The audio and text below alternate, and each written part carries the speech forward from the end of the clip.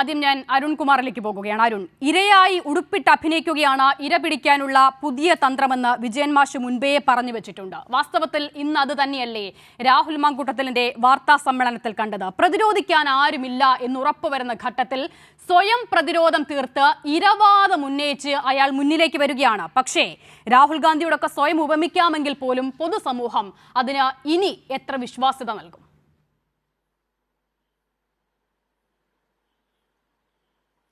ഇവിടെ ഏതെങ്കിലും തരത്തിൽ ഇവിടെ വെളിപ്പെടുത്തൽ നടത്തിയ അല്ലെങ്കിൽ തെളിവുകൾ പുറത്തു കൊണ്ടുവന്ന ഈ കേസുകളിലെ ഇരകളെ അവരുടെ ക്രെഡിബിലിറ്റിയെ സംശയിക്കുന്ന തരത്തിൽ ഒരാരോപണവും ആർക്കും ഉന്നയിക്കാൻ പറ്റാത്ത സാഹചര്യമാണ്.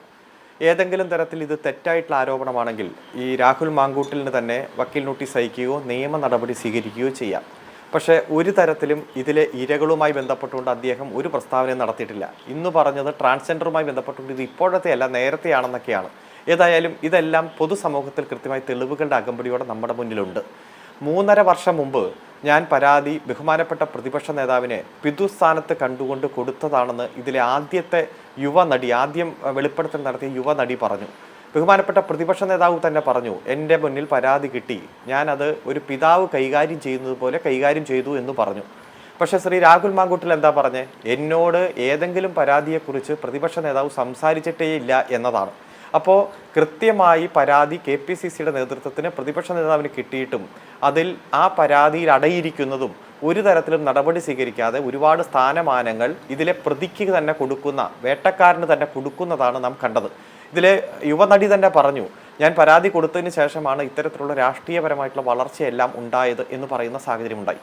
രണ്ടാമതും മൂന്നാമതുമായിട്ട് പുറത്തു വന്ന വെളിപ്പെടുത്തലിലും നമ്മുടെ മുന്നിലുണ്ട്.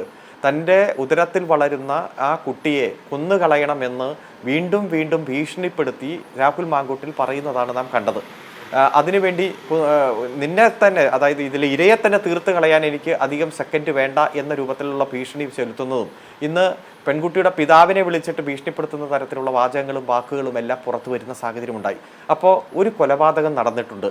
കൃത്യമായി 4 മാസത്തിലധികം പ്രായമുള്ള ഒരു കുട്ടിയെ അബോർഷൻ നടത്തി, നിർബന്ധിത അബോർഷൻ നടത്തിയിട്ടുണ്ട്.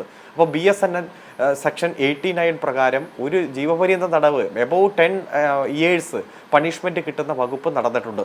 അതിൻ്റെ താഴേക്ക് വരുന്ന നിരവധി സെക്ഷനുകൾ നമ്മുടെ മുന്നിലുണ്ട്. ബലാത്സംഗവുമായി ബന്ധപ്പെട്ടുകൊണ്ടും സ്ത്രീയുടെ മോഡസ്റ്റിയെ ബാധിക്കുന്ന തരത്തിലും വധഭീഷണി ചുമത്തുന്നതുമായി ബന്ധപ്പെട്ടുള്ള കേസുകളെല്ലാം ഉണ്ട്. ഇതെല്ലാം വന്നിട്ടും എന്തുകൊണ്ടാണ് KPCCയുടെ നേതൃത്വം ശക്തമായിട്ടുള്ള നിലപാടെടുത്ത് രംഗത്ത് വരാത്തത് എന്നതാണ് പ്രശ്നം. ഇപ്പോൾ പറയുന്നത് യൂത്ത് കോൺഗ്രസിന്റെ സംസ്ഥാന പ്രസിഡന്റ് നിന്ന് നീക്കിയല്ലോ എന്നതാണ്. ഇപ്പോഴും യൂത്ത് കോൺഗ്രസിന്റെ അഖിലേന്ത്യാ കമ്മിറ്റി അംഗമാണ്, അഖിലേന്ത്യാ ഭാരവാഹികളിൽ ഒരാളാണ്, അതുപോലെ തന്നെ KPCC അംഗമാണ്. യൂത്ത് കോൺഗ്രസിന്റെ സംസ്ഥാന കമ്മിറ്റിയുടെ പ്രസിഡന്റ് സ്ഥാനത്ത് തന്നെ മാറിയിട്ടുള്ളൂ, ആ കമ്മിറ്റിയിൽ നിന്നും മാറിയിട്ടില്ല. അപ്പോൾ ജനങ്ങളെ തെറ്റിദ്ധരിപ്പിക്കാനും അതുപോലെ ഇതിലെ ഇരകൾക്ക് താൽക്കാലിക ആശ്വാസം കൊടുത്തു, ഈ സ്ഥാനത്തൊന്നും മാറ്റിയില്ലോ എന്ന രൂപത്തിൽ വലിയ പ്രചരണം നടത്തി CPMനെയും അതുപോലെ BJPയെയും മറ്റു പാർട്ടികളെയും ആക്രമിക്കാനാണ് ഇപ്പോൾ ശ്രമിച്ചുകൊണ്ടിരിക്കുന്നത്. ഒരു തരത്തിലും ഇതിലെ പ്രതികൾക്ക് രക്ഷപ്പെടാനുള്ള ഒരു സാഹചര്യമില്ല. വളരെ ഗുരുതരമായി ഭരണഘടനാപരമായിട്ട് സത്യപ്രതിജ്ഞ ചെയ്ത് ജനപ്രതിനിധിയായിട്ട് പ്രവർത്തിക്കുമ്പോൾ ഇവിടെ ഇൻട്രോയിൽ സൂചിപ്പിച്ചതുപോലെ നിരവധി സ്ത്രീകളും അടക്കം കുട്ടികളടക്കം പല സമയത്തും പോകേണ്ട ഓഫീസാണ് MLA ഓഫീസ്. ആ MLA ഓഫീസിലേക്ക് ധൈര്യത്തോടെ ആർക്കും കടന്നു ചെല്ലാൻ പറ്റാത്ത തരത്തിൽ നമ്മളെല്ലാം ഇതുവരെ കേരളത്തിൻ്റെയും ഇന്ത്യയുടെ രാഷ്ട്രീയ ചരിത്രത്തിൽ കാണാത്ത തരത്തിലുള്ള ക്രൂരമായിട്ടുള്ള പീഡനങ്ങളുടെ വാർത്തകളാണ് വന്നുകൊണ്ടിരിക്കുന്നത്. ഭീഷണിയുടെയും നിർബന്ധ ഭ്രൂണഹത്യയുടെയും അതുപോലെ എല്ലാ വാർത്തകൾ പുറത്തു വരുന്ന ഒരു സാഹചര്യമാണ്. അപ്പോൾ ഒരു തരത്തിലും രക്ഷപ്പെടാൻ പറ്റാത്തൊരു സാഹചര്യത്തിലേക്ക് രാഹുൽ മാങ്കൂട്ടിൽ പോയിട്ടുണ്ട്. പക്ഷേ അദ്ദേഹത്തെയും സംരക്ഷിക്കുന്ന നിലപാട് ഇവിടെ ഷാഫി പറമ്പിലടക്കം സ്വീകരിക്കുന്നു, കോൺഗ്രസിൻ്റെ ഒരു ഭാഗം ആളുകൾ സ്വീകരിക്കുന്നു. എങ്ങനെയെങ്കിലും കടിച്ചു തൂങ്ങിക്കിടന്ന് MLA-ഷിപ്പ് സംരക്ഷിക്കാൻ വേണ്ടിയിട്ടുള്ള ഒരു വ്യഗ്രതയാണ് ഇതിൻ്റെ ഭാഗമായിട്ട് നാം കാണുന്നത്. ഇന്നത്തെ പത്രസമ്മേളനത്തിലും അഹങ്കാരത്തിനൊരു കുറവും വന്നിട്ടില്ലെങ്കിൽ പോലും ഈ ഏതോ ഒരു സംഭവവുമായി ബന്ധപ്പെട്ടുകൊണ്ട് വെളിപ്പെടുത്തൽ മറ്റു രീതിയിൽ എന്നൊക്കെ പറയുമ്പോഴും അതും പൊളിഞ്ഞടങ്ങി പോകുന്ന ഒരു സാഹചര്യം നാം കാണുന്നുണ്ട്. വളരെ ഗുരുതരമായിട്ടുള്ള ആരോപണം. കുറച്ച് നാളായി തനിക്ക് ഉള്ള പദവികൾ ദുരുപയോഗം ചെയ്തുകൊണ്ട് സ്ത്രീകളെ ചൂഷണം ചെയ്യുന്ന, അവരെ ക്രൂരമായിട്ട് പീഡിപ്പിക്കുന്ന, അതുപോലെ തന്നെ ഭ്രൂണഹത്യ നടത്തുന്ന, ശരിക്കും പറഞ്ഞാൽ ഒരു കൊലപാതകം എന്ന രൂപത്തിൽ തന്നെ സൂചിപ്പിക്കാൻ കഴിയുന്ന തരത്തിലേക്കുള്ള സാഹചര്യങ്ങൾ പുറത്തു വന്നുകൊണ്ടിരിക്കുകയാണ്. പക്ഷേ ഈ ഭീഷണിയുടെയും ഒരു കൂട്ടം ആളുകൾ സംരക്ഷിക്കുന്നതിൻ്റെയും ഭാഗമായിട്ടാണ് നിയമത്തിൻ്റെ വഴിയിലേക്ക് ഈ പെൺകുട്ടികൾക്ക് വരാൻ കഴിയാതെ വരുന്നത്. പോലീസിന് പരാതി കൊടുക്കാനും അതുപോലെ കോടതിയുടെ ശ്രദ്ധയിലേക്ക് ഈ വിഷയം കൊണ്ടുവരാനും കഴിയാതെ വരുന്നത്. എത്രയും പെട്ടെന്ന് അവർ നിയമത്തിൻ്റെ വഴിയിലേക്ക് വരികയാണ് ചെയ്യേണ്ടത്.